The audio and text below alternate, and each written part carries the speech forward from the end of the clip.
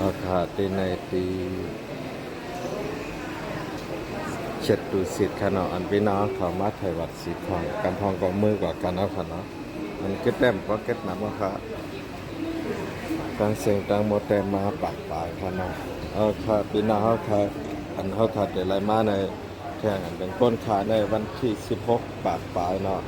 วันที่30ปากปลายเลยนั่นเขาขาดเขาเด็กขึ้นท่อนับแข่งอันแต่ไรมาเท่านั้น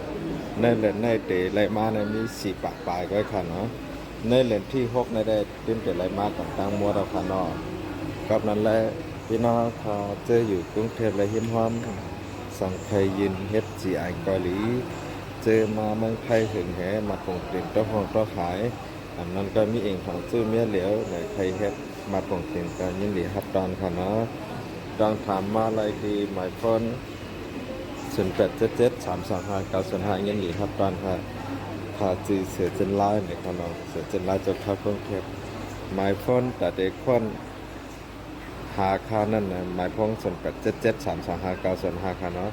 คนหาตั้งเฟซบุ๊กก็ไลค์คนหาตั้งยูทูบก็ไลค์เนาะคนหาตั้งเฟซก็ไลค์ในค่ะเขาลงไว้หลายช่องตั้งค่ะเนาะแต่พี่น้องเขา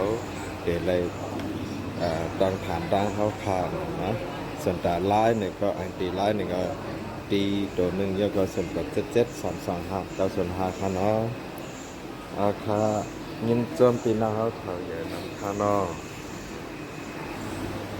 ค่ะยินจมพี่น้องอย่านำผู้ก็ผู้คนขนาดสั่งว่าใครปัญญาตั้งเขาเนี่ยต้องถามมาหลายค่ะหมายคนค่ะเขา0877325905ยินดีครับตอนกันเนาะครับเพชรมาปกติเนาะครับ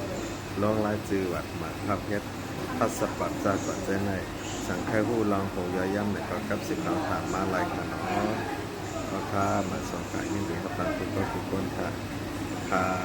อันค่ารับในราคาก็เด็ดลงหลายช่องตั้งก่อนเนาะตั้งเพจตั้งเพจ